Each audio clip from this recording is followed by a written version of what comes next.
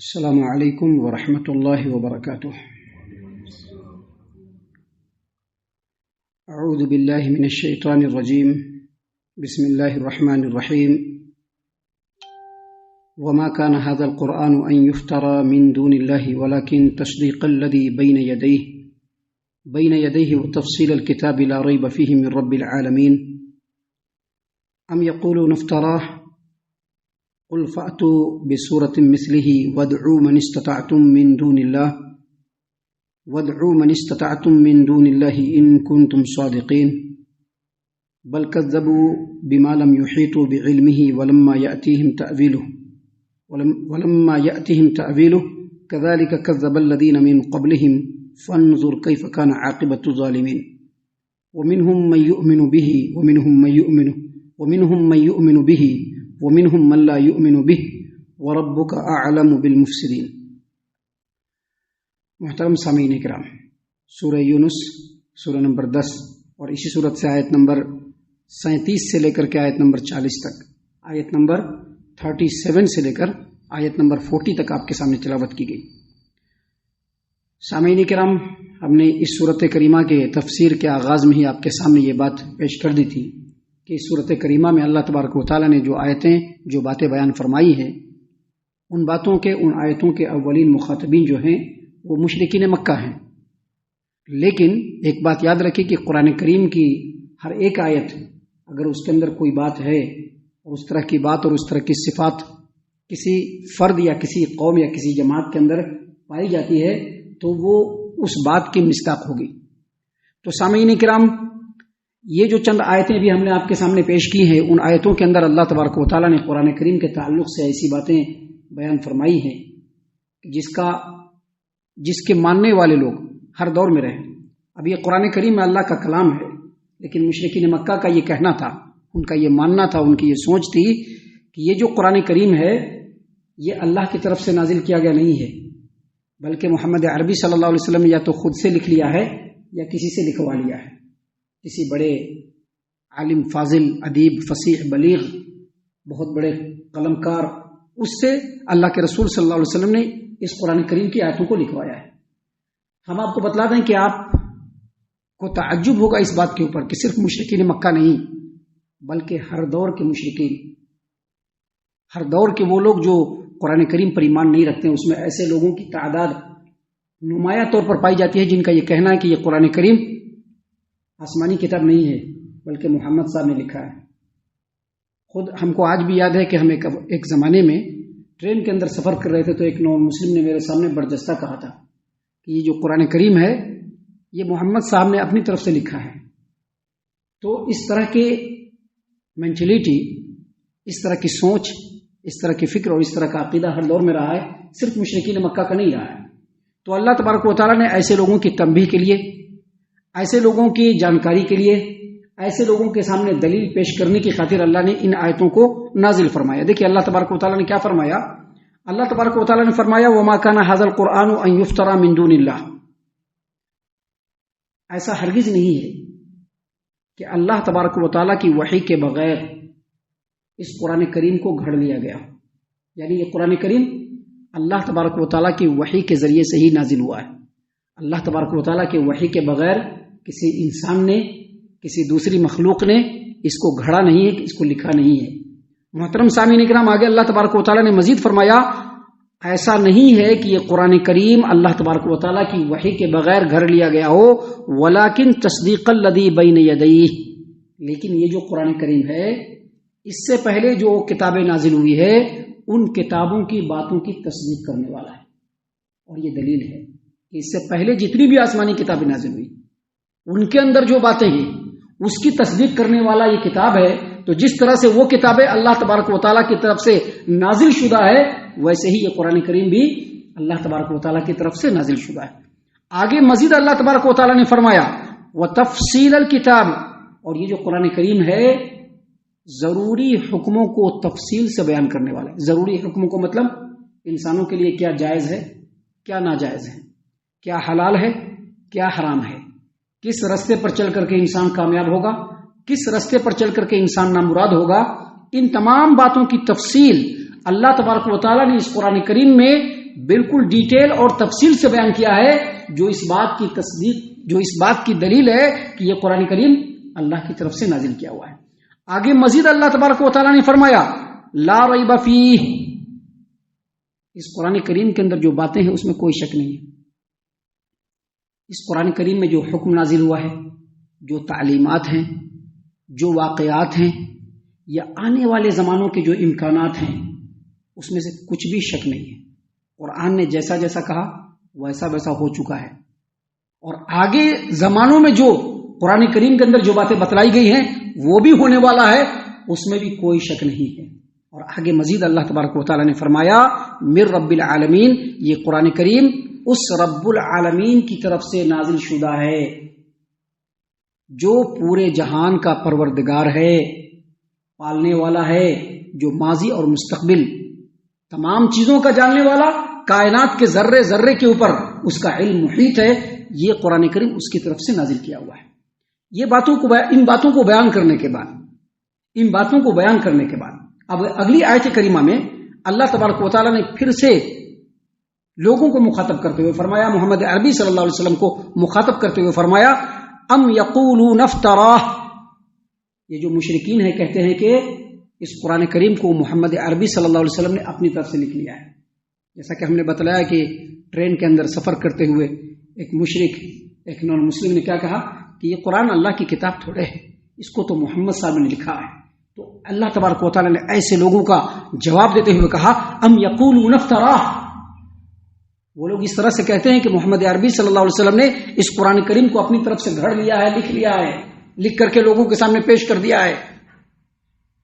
کہا اللہ تبارک و تعالیٰ نے قل، اے محمد صلی اللہ علیہ وسلم آپ ایسے نادانوں کو، ایسے ظالموں کو آپ کہیے، ان کو کھلا چیلنج دیجیے، کھلا چیلنج دیجیے ان کو۔ اور یہ چیلنج آج سے نہیں ہے، جب سے قرآن کریم نازل ہوا ہے تب سے ہے، اور آج بھی یہ چیلنج برقرار ہے، اور قیامت کی صبح تک یہ چیلنج برقرار رہے گا کہ اللہ تبارک و تعالیٰ نے چیلنج دیتے ہوئے کہا قل، اے محمد صلی اللہ علیہ وسلم آپ کہہ دیجئے فَأْتُوا بِسُورَةٍ مِّن مِّثْلِهِ، اگر یہ قرآن کریم محمد صلی اللہ علیہ وسلم لکھے ہیں تم بھی ایسا بنا کر کے لاؤ، ایک سورت بنا کر کے لاؤ۔ یہ ساری باتیں بیان کی گئی کہ یہ قرآن کریم پچھلی کتابوں کی تصدیق کرنے والا ہے۔ اس قرآن کریم کے اندر جو واقعات ہیں، جو حالات ہیں، جو احکام ہیں، بالکل سچے ہیں، اس میں کسی طرح کی کوئی شک کی گنجائش نہیں۔ رب العالمین کی طرف سے نازل ہے، یہ بالکل سچ بات ہے، لیکن اگر اس کے باوجود تم نہیں مانتے ہو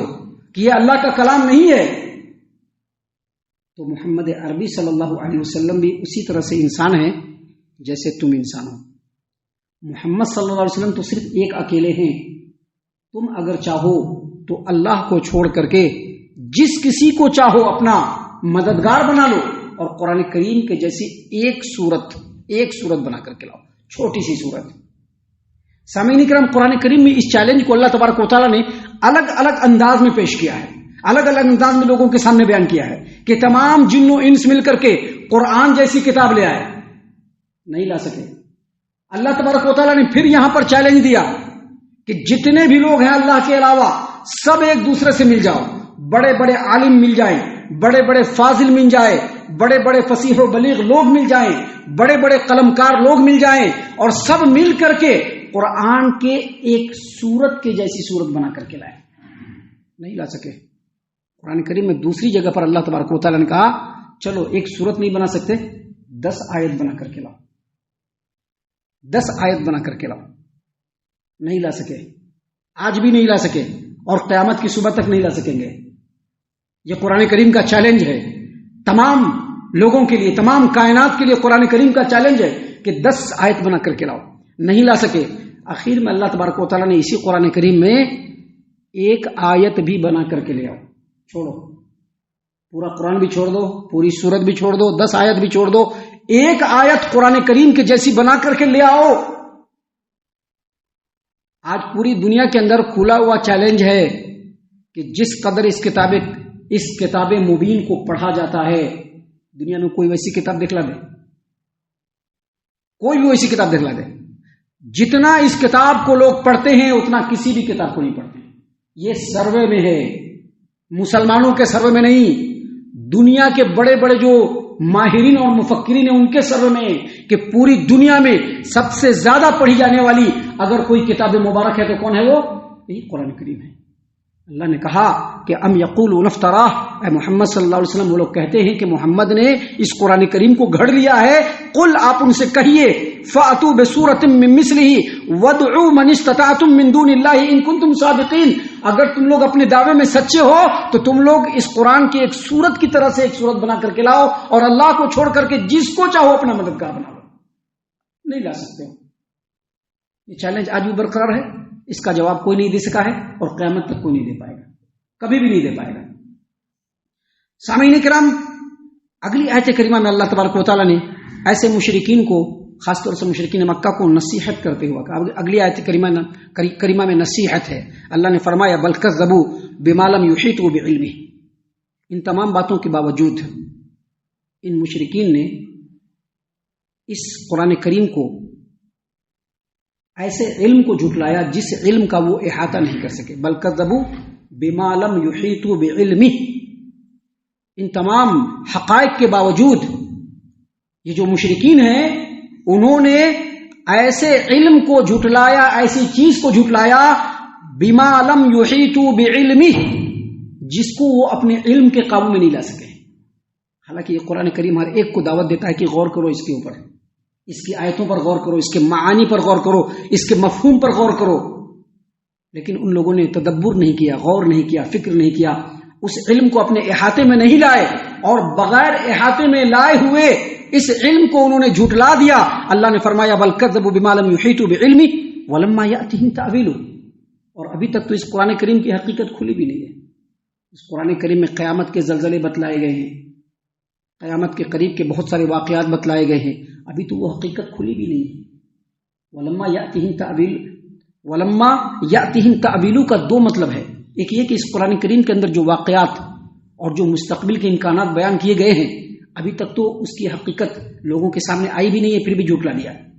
اور دوسرا معنی یہ ہے کہ جو جھٹلانے والے لوگ ہیں ابھی تک ان لوگوں نے اس قرآن کریم کے معنی اور مفہوم کے اوپر تو غور و فکر بھی نہیں کیا ٹھیک سے، پھر بھی جھٹلا دیا۔ اللہ تبارک و تعالیٰ نے فرمایا کذالک کذب الذین من قبلہم، آج یہ لوگ جھٹلا رہے ہیں، پہلے بھی لوگ اللہ کے کلام کو جھٹلا چکے ہیں، توریت کو بھی جھٹلا چکے ہیں، انجیل کو بھی جھٹلا چکے ہیں، اس سے پہلے زبور کو بھی جھٹلا چکے ہیں، ابراہیم اور موسیٰ کے اوپر نازل ہونے والے صحیفوں کو بھی جھٹلا چکے ہیں۔ اللہ تبارک و تعالیٰ نے فرمایا کذالک کذب الذین من قبلہم، ان لوگوں سے پہلے بھی لوگوں نے اللہ تبارک و تعالیٰ کے کلام کو جھٹلایا۔ فانظر کیف کان عاقبۃ الظالمین، تو ان ظالموں کا کیا انجام ہوا، کیسا انجام ہوا، غور و فکر کر کے دیکھ لو۔ توریت کو جھٹلانے والوں کا انجام کیا ہوا، انجیل کو جھٹلانے والوں کا انجام کیا ہوا، اس سے پہلے جو انبیاء اس روئے زمین پر آئے اور ان پر جو احکام اللہ نے نازل فرمایا اس کو جھٹلانے والوں کا کیا انجام ہوا، جا کر کے غور و فکر کر کے دیکھ لو۔ اس کے بعد اللہ تبارک و تعالیٰ نے فرمایا آخر میں، آج جو آیتیں آپ کے سامنے بیان کی گئی ہیں، آخر میں اللہ تبارک و تعالیٰ نے فرمایا وَمِنْهُمْ مَن يُؤْمِنُ بِهِ وَمِنْهُمْ مَن لَّا يُؤْمِنُ بِهِ، لوگوں میں کچھ ایسے ہیں جو اس قرآن کریم پر، محمد عربی صلی اللہ علیہ وسلم پر ایمان لا کر کے اس کی اتباع کرتے ہیں، اور مزید فرمایا اور کچھ لوگ ایسے ہیں جو اس قرآن کریم پر اور محمد عربی صلی اللہ علیہ وسلم پر ایمان نہ لا کر کے منہ موڑتے ہیں۔ اللہ تبارک و تعالیٰ نے فرمایا وَرَبُّكَ أَعْلَمُ بِالْمُفْسِدِينَ، اللہ تبارک و تعالیٰ فسادیوں کو خوب خوب جانتا ہے کہ کون ایمان کا مستحق ہے،